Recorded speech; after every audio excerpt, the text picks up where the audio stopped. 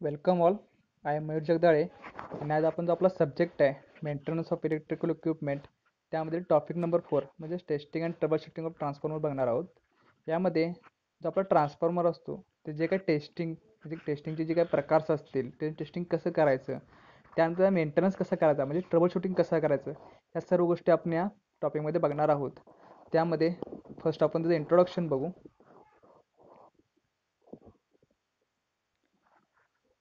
इंट्रोडक्शनकडे जाण्या अगोदर आपण फर्स्ट ट्रान्सफॉर्मर म्हणजे काय हे बघू.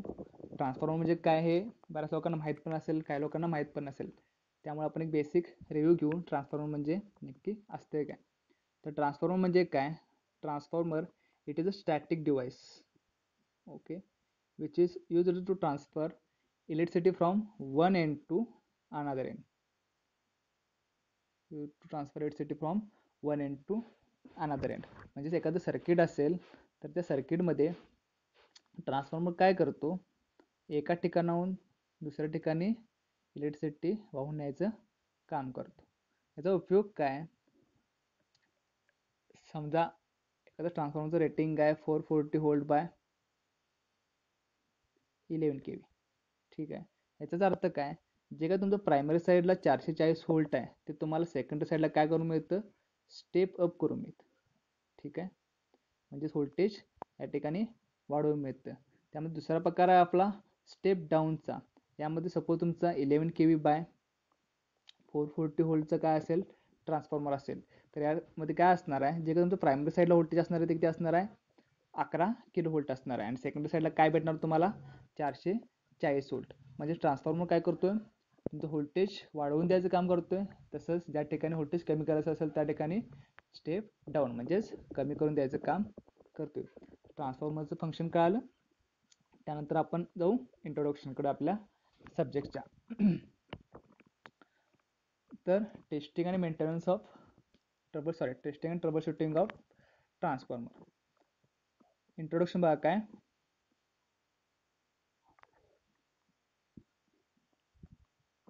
After the transformer are manufactured, they are tested to check their performance. The various tests are carried out and the results so obtained should tally with design data. म्हणजेच काय, ज्यावेळी आपल्या ट्रान्सफॉर्मरचं प्रोडक्शन होईल, ठीक आहे, ज्यावेळी तुमचं ट्रान्सफॉर्मर काय होईल, मॅन्युफॅक्चर्ड होईल, त्यावेळी तो टेस्ट केला जाईल. ठीक आहे, आणि त्याचे जे काय परफॉर्मन्स आहे तो काय केला जाईल, चेक केला जाईल. आता तो कशाबरोबर चेक केला जाईल, जो काय डिझाईन डाटा आहे तुमचा किंवा जो काय तुमचं डिफाईन्ड रेटिंग्स आहेत त्या ट्रान्सफॉर्मरचं. सपोज 440 व्होल्टचा काय तुमचा ट्रान्सफॉर्मर आहे, त्यासाठी काहीतरी स्पेसिफाईड डाटा तुम्ही काय केला आहे, डिझाईन केला आहे. त्या डाटाशी तुमचं जे काही टेस्टिंग रिझल्ट्स आहेत, म्हणजेच काय, the various test are carried out, म्हणजे वेगवेगळ्या प्रकारे तुम्ही काय करणार, त्या ट्रान्सफॉर्मरवर टेस्ट करणार. आणि जे काही रिझल्ट्स येतील ते तुमच्या डिझाईन डाटावर काय झाले पाहिजेत, मॅच झाले पाहिजेत. हेच आपलं पर्पज आहे टेस्टिंग करण्याचं. मग जे काही वेगवेगळ्या प्रकारचे तुमचे टेस्ट आहेत, काइंड ऑफ टेस्ट, ते आपण या ठिकाणी बघू. मग फर्स्ट आहे तुमची ती रुटीन टेस्ट आहे. ठीक आहे, मग रुटीन टेस्ट म्हणजे काय असते बघा, taste which are carried out on each and every transformer. ठीक आहे, रुटीन टेस्ट म्हणजे काय, सपोज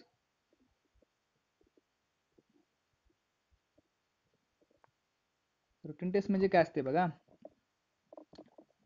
एक ट्रान्सफॉर्मरचं रेटिंग आहे, सपोज एक 440 kVचे काय तुमचे ट्रान्सफॉर्मर मॅन्युफॅक्चर केलेत. सपोज एक 10 ट्रान्सफॉर्मर मॅन्युफॅक्चर केलेत. मग रुटीन टेस्टचा अर्थ काय, जे हे 10 ट्रान्सफॉर्मर्स आहेत त्या प्रत्येक ट्रान्सफॉर्मर काय केले पाहिजे, आपल्याला टेस्ट केले पाहिजेत. Taste which are carried out on each and every transformer, म्हणजे यातल्या प्रत्येक ट्रान्सफॉर्मर काय केले जातील, वेगवेगळे जे काही रुटीन टेस्ट आहेत ते आपण पुढे बघणार आहोत ते केले जाणार.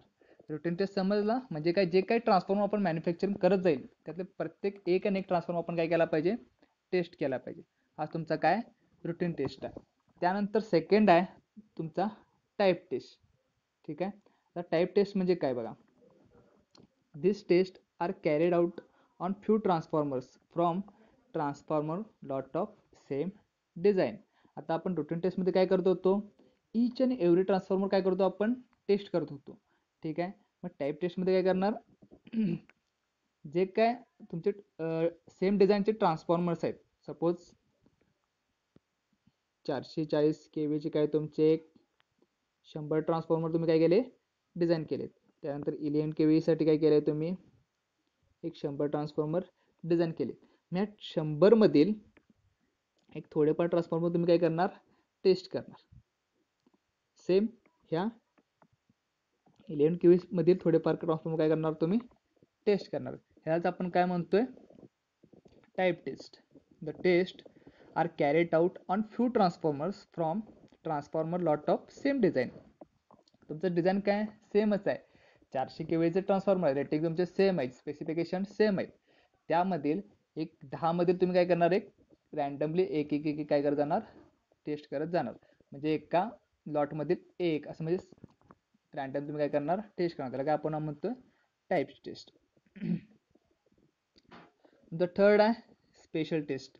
आता स्पेशल टेस्ट म्हणजे काय बघा, this test are carried out on transformer for specified purpose only. That is if a purchaser ask for result from this test. म्हणजे काय स्पेशल प्रकारचे काय तुमच्या टेस्ट आहेत. म्हणजेच काय, ही टेस्ट केव्हा परफॉर्म करणार, तुमच्या जेव्हा तुमचा स्पेशल पर्पज असेल. म्हणजे तुमचा काय करत असेल, जो काय परचेसर असेल तो काय करत असेल, त्याचे रिझल्ट्स पाहिजेत त्याला. ठीक आहे, त्याला काय पाहिजे, त्याचे रिझल्ट्स पाहिजेत. त्यावेळी तो काय करणार आहे, तुमच्याकडं स्पेशल टेस्ट मागणार आहे. असे आपले काय आहेत, 3 ट्रान्सफॉर्मरचे टेस्ट आहेत. फर्स्ट आहे रुटीन टेस्ट, सेकंड आहे टाइप टेस्ट, थर्ड आहे स्पेशल टेस्ट. आय होप तुम्हाला हे संबंध असेल. रुटीनमध्ये फक्त काय करणार, रँडमली सगळे चेक करत जाणार. टाईपमध्ये काय करणार, एका लॉटमधील थोडेफार चेक करत जाणार. आणि स्पेशल ज्यावेळी तुमचा कन्झ्युमर मागेल किंवा परचेसर सांगेल त्या प्रकारे तुम्ही त्याला टेस्ट करून देणार. त्यामध्ये फर्स्ट आहे आपला रुटीन टेस्ट. ठीक आहे, तर रुटीन टेस्ट म्हणजे काय बघा,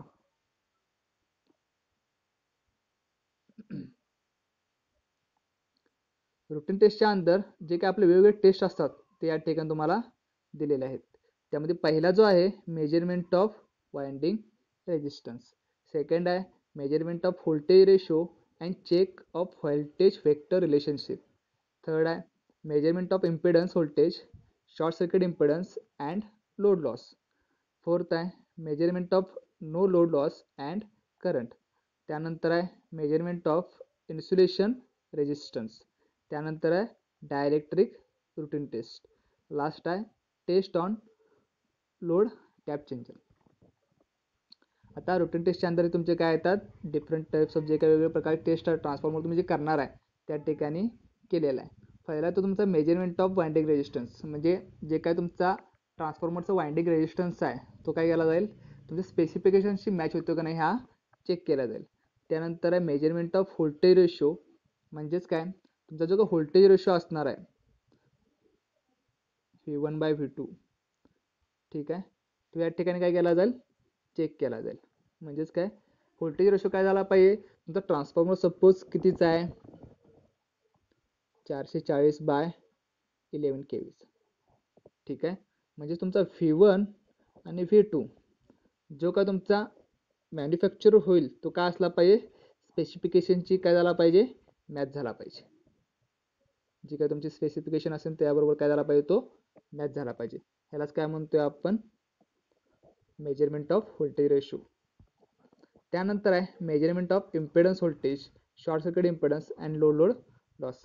म्हणजे काय इम्पिडन्स व्होल्टेज असेल तुमचा, शॉर्ट सर्किट इम्पिडन्स असेल किंवा लोड लॉसेस जे काय असतील ते वेगवेगळे तुम्हाला काय केले पाहिजे, मॅच झाले पाहिजे तुमच्या स्पेसिफिकेशननुसार. नेक्स्ट आहे तुमचा measurement of no load loss and current. Same तुमचं जसं व्होल्टेज असेल तसं करंट पण तुमचं काय झालं पाहिजे, मॅच झालं पाहिजे. नो लोड लॉसेस पण तुमचे मॅच झालं पाहिजे टेस्ट केल्यानंतर. त्यानंतर आहे मेजरमेंट ऑफ इन्सुलेशन रेजिस्टन्स, हा पण महत्त्वाचा पार्ट आहे. तुमचा इन्सुलेशन रेजिस्टर पण काय असला पाहिजे, जे काही स्पेसिफिकेशन आहेत त्यानुसार असला पाहिजे. त्यानंतर डायलेक्ट्रिक रुटीन टेस्ट जे काय असेल ते. त्यानंतर tap on load tap changer, sorry test on load tap changer. जो तुमचा ऑन लोड टॅप चेंजर आहे त्याची पण आपण काय करतो, टेस्ट घेतो. हे रुटीन टेस्टच्या अंदर जे काही वेगवेगळे प्रकारचे टेस्ट आहेत ते या ठिकाणी तुम्हाला दिलेले आहेत. ह्याचा स्टडी आपण डीपमध्ये पुढे करणार आहोत. फक्त बेसिक समजून घ्या की रुटीन टेस्टच्या अंदर काय असतं, म्हणजे कुठले कुठले टेस्ट केले जातात. नेमकं रुटीन टेस्ट असतं काय. रुटीन टेस्ट आपण बघितलोय काय करतोय आपण, जे काय ईच अँड एव्हरी, ठीक आहे, ईच अँड एव्हरी प्रत्येक ट्रान्सफॉर्मरला आपण काय केलं पाहिजे, टेस्ट केलं पाहिजे. आणि ते चेक केलं पाहिजे जे का तुमची डाटाशीट असेल, जे तुमची डिझाईन डाटाशीट असेल त्याच्याबरोबर ते मॅच होते का नाही हे चेक केलं पाहिजे. टेस्टिंग हे खूप महत्त्वाचं आहे, कारण की आपण जर कंझ्युमरला विदाउट टेस्टिंग जर ट्रान्सफॉर्मर दिलो तर तो कंझ्युमरकडून काहीतरी त्याचे कंप्लेंट्स वगैरे आपल्याला नक्की येणार. ठीक आहे, रुटीन टेस्ट समजला. नेक्स्ट जाऊ आपण टाईप टेस्टकडे. ठीक आहे, जसं आपला रुटीन टेस्ट आहे, मग टाईप टेस्ट याच्या अगोदर मी तुम्हाला सांगितलं होतं टाईप टेस्ट म्हणजे काय असतं ते. टाईप टेस्ट म्हणजे नेमकं काय असतं ते. टाईप टेस्ट म्हणजेच काय, जे काय लॉट असतील, ठीक आहे, सेम डिझाईन आहे, सेम डिझाईनचे जे काही लॉट असतील 100 ट्रान्सफॉर्मर असतील त्यातले काय करणार तुम्ही एक थोडेफार टेस्ट करणार, त्याला आपण काय म्हणतोय टाईप टेस्ट म्हणतोय. मग ह्याच्या अंडर कुठले कुठले टेस्ट येतात त्या ठिकाणी इन्क्लूड केलेले आहेत. ठीक आहे, मेजरमेंट ऑफ वाइंडिंग रेजिस्टर्स. जसं आपलं रुटीन टेस्ट आहे ना तसंच टाईप टेस्टमध्ये पण काय असतात, सेम टेस्ट आहेत. म्हणजेच वाइंडिंग रेजिस्टन्स असो, व्होल्टेज रेशो असो, impedance voltage short circuit impedance असो, no load loss current test असो, त्यानंतर इन्सुलेशन रेजिस्टन्स असो, डायलेक्ट्रिक रुटीन टेस्ट असो, ऑन लोड टॅप चेंजर असो, इथंपर्यंत जे काही टेस्ट असतील ते सिमिलर आहेत कुठल्या आपल्या रुटीन टेस्टची.